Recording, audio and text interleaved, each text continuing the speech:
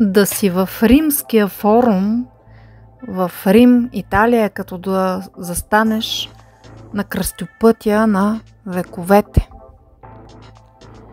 Под краката ти древен некропол, канали, храмове, останки от търговски улици, базилики, а над теб сенките на боговете, на сенатори, императори и обикновени хора, които са вплели съдбата си в този град.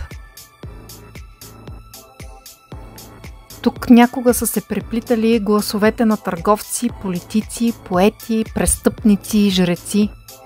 Място, наричано форум, според едни, защото идва от ферендо, което означава рана, нараняване, защото там са се водили ожесточени диспути, сделки, спорове, а според други от форес, оградено пространство.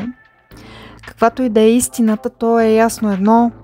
Форумът е бил сърцето на града, а после сърцето на една империя, която е променила света.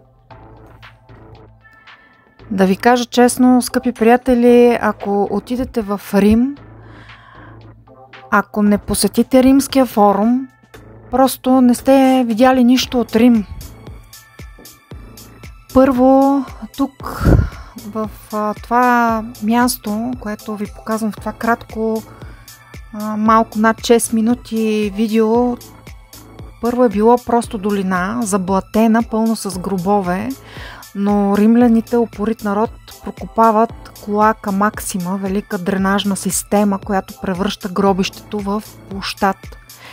И тогава започва великата игра на архитектура, политика и религия. Строят се магазини, базилики, храмове, издигат се гласове, решават се съдби, обявяват се присъди. Тук се гласува, празнува, почита се божественото. Тук Рим се издига от племе до господар на света.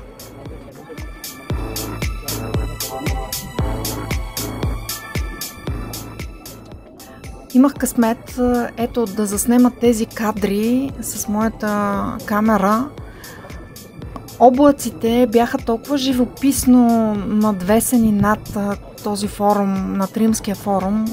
Толкова великолепие и красота видях. През 2 век преди новата ера, тук в Римския форум, вече се виждат трите големи базилики – Порция, Семпрони и Емилия, а когато идва Август, първият император, Римският форум вече е като сцена за спектакъла на властта. Всеки камък, всяка арка, всяка статуя – доказателство за това, че светът може да строи не само за себе си, а за вечността. Но идва момента, когато варварите нахлуват, готите през 410 година, вандалите през 455 година, градът е ограбен, смачкан. Ето това великолепие и форумът започва да се руши. Християните строят църкви върху старите храмове, а после и те ги изоставят. Ето тези великолепни градини, които сега са толкова красиви. През средновековието това, което някога е било политическо и духовно сърце, се превръща в поле за овце. Можете ли да си представите? Ето тези градини. Тук имаше музика, барокова, старинна музика, като на тези балове, нали сещате? Такава музика звучеше, докато се разхождахме. Колко символично, нали? Центъра на цивилизацията.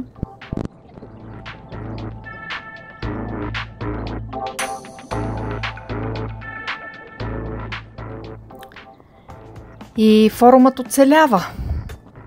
Не само камъните. В легендите, в спомените, в архитектурното ДНК на Европа, защото римляните, без дори да го осъзнават, са построили нещо повече от град. Те са построили мисъл, която се простира чак до наши дни. Днес, когато минаваш край храма на Венера, аз за него ще ви разкажа в следващото видео, защото това пространство там е нещо огромно и аз имам още клипчета, които направих.